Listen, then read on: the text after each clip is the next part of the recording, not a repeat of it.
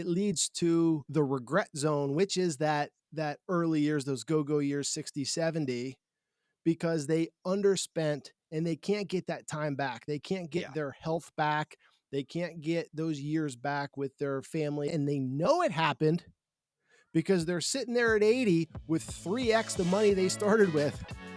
You're listening to Advised with Rick Lucchini. I think today is a good time to unpack the spending habits in retirement. I think it's something that we both see in our practice as a misconception when people are coming in starting to plan for retirement. So let's just get into the idea of how a typical retirement goes as far as spending is concerned, not necessarily the recipe on how to execute it, Sure, but sure, sure. maybe some expectations for the person listening, so that they know if they're prepared or not.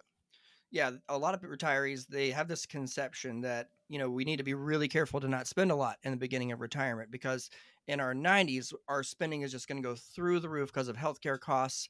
And so we have to just really withhold stuff now Yeah, so that we're not wrong there. A few years ago, I don't remember the exact year, there was a study, I think it was David Blanchett may have done, called Estimating the True Cost of Retirement. And what he okay, found was that the way that retirees actually spend money is more like a U, or they call it the retirement smile, where yeah, in those first 10 years, they call those the go go years. That's when people, from 60 to 70, they're spending a lot. yeah. And then from They 70 to want 80, to be spending a lot. They're not yeah, necessarily spending a lot. They want to be spending that's a a lot, good right? They point. Yeah, should I mean, be. but you They think about should it, it be. it makes sense because that's when people are youngest, they're healthiest, Yeah, and they're traveling, they're doing the bucket list trips, the yeah, grandkid, Disney vacation trips. All that stuff's happening in their 60s to 70s. That's something people don't really think about. And then, your next 10 years are they see a big decline in spending where people actually start to slow down and spend less in their 70s to where by the time they hit their 80s and 90s, their actual true spending has gone down a lot, even with yeah, the increased cost of healthcare. yeah. That's gone down tremendously, and that's something that I think a lot of people don't realize, and it affects a lot of decisions that people make when they are pulling the trigger on their retirement. I mean, like, how do you see this play out? If people have the wrong idea of spending, then what does that? How does that manifest itself to them when they retire? It leads to regret. That's what it leads to, because when the activity level starts to slow down, and sometimes that's due to health, and sometimes it's just due to, you know, for the person that did it successfully, we checked a lot of those big ticket items off. Now we're literally just happy sitting on the beach 2 days a week and doing this other thing with the grandkids, but like we don't have to write a bunch of big checks anymore. But for the person that did it incorrectly, person that underspent, it leads to the regret zone, which is that early years, those go-go years, 60, 70, because they underspent and they can't get that time back. They can't Yeah, get their health back. They can't get those years back with their family at a certain age and all the things that they should have done. It leads to underspending and regret. And they know it happened because they're sitting there at 80 with 3x the money they started with and yeah. nothing to use it for. Yeah, it creates a lot of regrets where you end up passing away with, as some people have said, a mattress full of cash. And I think a lot Yeah. of times financial advisors, we really reinforce these bad habits. I heard a guy recently this week who said, when we're helping a client choose when to take Social Security, our goal is to help them get the maximum amount of dollars as they can out of the system. And I have a problem with that mindset Yeah. because, Rick, I don't know about you. No client has ever sat down with me and said, Hamilton, one of my deep longing goals is that I get the maximum amount of money I can out of Yeah. Social Security. Have you ever heard somebody say that? No, it's ridiculous. It's I'll be it's honest with you. ridiculous. This industry does that with everything. They try to maximize everything. I get told all the time in my social feed that, I'll be super wealthy when I'm 92 if I would only just drive a Toyota Camry and never buy coffee at Starbucks. Okay. But Yeah, like, I don't want to maximize my 90s, dude. I want to have balance between enjoying like when I'm 80, I'm going to really wish I was 40. yeah, The fact that I have that right now, like I'm That's me right this second. I want to enjoy it. I want to do it responsibly. Like I don't want to Yeah. sacrifice my future, but like I'm not trying to maximize my 80s and 90s. And I know people in their 50s and 60s getting ready to retirement are not trying to maximize their 90s. I want dignity in my 90s and I want experiences in my 60s. And Yeah. all these financial advisors who say the goal is to get every dollar you can out of the system, have they ever No, stopped to it's ask the not. client, what does a client want? What if Yeah. instead they could maximize their 60s when they're healthier and they Yeah. gave up some social security benefit? But instead of that, they had higher account balances, they still had their dignity in retirement, Yeah. and they had 5 or 10 years worth of memories and experiences that they would not have had otherwise because they have more discretionary income. Mhm. What is that worth for your only retirement to have 5 extra trips that mean a lot to you where you bond with your kids and your grandkids? Is that worth a Yep. couple $100,000 in Social Security later in life Yeah. if you don't need that then anyway because you already have enough to maintain your dignity?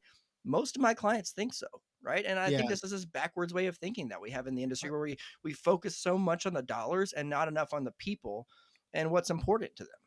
Yeah, so going to the spending smile, I know you like to call it go go slow go no go. It's a good way to remember it. I don't Yeah, love the sounds no go cheesy. part. Sounds really I, cheesy. well, I don't love the no go part because I don't want people to never go. But that That's is a right. good way to. It's a better way to remember it. If you're listening to this, think go go. That's your early years when you're doing a lot. Slow go, you're still getting around, but you're not doing a whole lot. And no go, we kind of know what that is. So Yeah, uh, I think one of the biggest misconceptions that we see that leads to that regret zone in the early years is that your spending is going to be flat. And yeah, we're being told this because of things like, you know, one simple stroke it on the Google search and you're going to see 4% rule, like all these yeah, things that encourage or your interpretation of it encourages a flat spending. I mean, yeah. pensions, flat spending, annuities, flat spending, 4%, flat spending with inflation, but it's still assuming that you are spending flat and Well, only increasing for inflation. and you and I both know because we've talked to him that the creator of the 4% rule does not advocate people spend 4%. He thinks Mm-mm. 98% of people could spend a lot more than that and not run out of money. Yeah. And he also said on his call with us, people need to spend more and make adjustments throughout their retirement. So, I I mean, know, if but you that's don't not a get big that. You indicator, don't like, yeah, you don't no. get that when you search it, and you don't get that when you listen to your buddy at work, and, you sure as hell don't get it in your social feed because I'm getting a lot of non-advisors telling me that I need to save 25x of my salary so that I can spend 4% of it in retirement and be financially free. All this BS.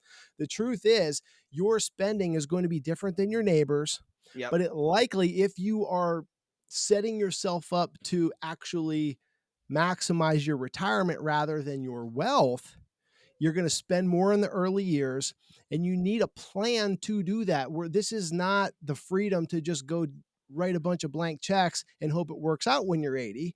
This is Yeah. build a plan so that you can have dynamic spending that is thought out in the early years without running out of money in your 80s. And one of the ways we do that, I know you and I've talked about doing this, is I will in families' cash flow plans for retirement, I'll go ahead and build in kind of a line item budget where I'll look at what's the actual cost of long term care in their Yeah. zip code, and I'll hit that with the actual inflation amount for that, and I'll show kind of what would be the impact of that on their retirement. If the last 4 or 5 years of their retirement had increasingly high health expenses in addition to their baseline spending, and a lot of times what you see is that that does not make us want to delay Social Security. We're not in a position where they lose their dignity. We're not in a Yeah. position where they are, going and knocking on their kid's door. Can I come live with Yeah. you? They're just fine, and and that gives them a lot of freedom to say, you know what, let's actually withdraw 5.5, 6%, and let's stack Social Security on top of that, and let's make this Yeah. a really fun 5, 6, 7, 8, 9, 10 years when we start off our retirement. But I think you have to give clients the option and stop focusing so much on like maximizing the dollars as much as Yeah. maximizing the value and the quality of the time that they have left. Yeah, and on a tech, I don't want to make this a technical episode, but Do it. the other way to do that, it's similar to what you just said, but to even give them more peace of mind is just to build a false floor in your income planning to say we want to make sure that even though we have all these safety nets built in, uh, we transfer $500,000 to our kids or 750 or Yeah. whatever it is. And then that false floor can be used for long-term care and or inheritance so that they're not making a decision to take the trip to Italy, but how does that, how does that affect this and that? Like it's already built in and accounted for. And now your advisor's telling you each year, you can spend X. And then Yes. all these boxes are still checked. It gives you the freedom to execute those early years and do the things. What I'm seeing is do the things that you didn't even think of Yeah. because you just assumed you weren't going to be able to afford it. You just assumed that that would be, in your mind, irresponsible because you don't know actually how it impacts your future. So to play it safe, you don't do the thing. But the truth is, you can afford the thing. Yeah, I think too a really big take home if I wanted the listeners to take one thing home, it's that if you're getting ready to retire and you're interviewing financial advisors and the first guy you interview spends all of his time talking to you about the dollars and the money and the percentages Yeah. and how to maximize the dollars for this and that and eke out a little better investment returns and he spends little to no time talking about what's important to you, how to maximize your time, what your specific goals are, and how to pay for them, you probably need to interview a second or third financial advisor because Yeah. that's about how those meetings are going to go forever. And you don't have enough time to not spend on the things that Yeah. are important to you. Yeah. No, I think that's a good point. You saved that money to retire, and if you don't have a plan on how to execute it, you are naturally going to be overly conservative Yeah. because the opposite is much less attractive.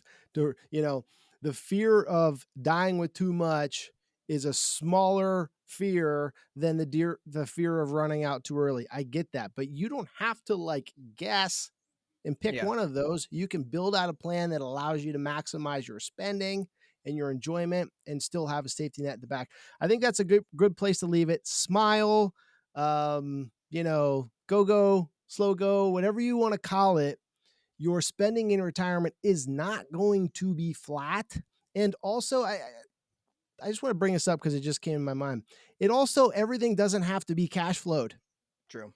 right? Like when you're doing cash flow analysis with your advisor, if you do, um, separate the things that you're going to literally write a check for versus the things that you pay monthly for. So, like your $11,000 vacation ought not be part of your monthly cash flow. It should Yeah. be built out for your annual cash Yeah. flow.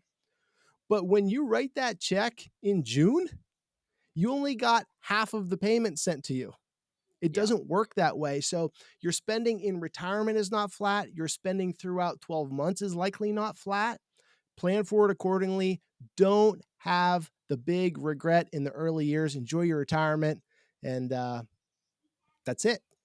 And make sure your advisor knows what's important to you and his Yeah, goal is to help you spend your money, not to just keep it in an account that he manages until you die while you sit at home twiddling your thumbs watching TV, unless that's what you're into. that's right. All right, let's Yeah. wrap it. Love it, dude. Good talk, man. Go enjoy the go-go years, buddy. All right. That's Talk to you right. later. See, yeah, buddy.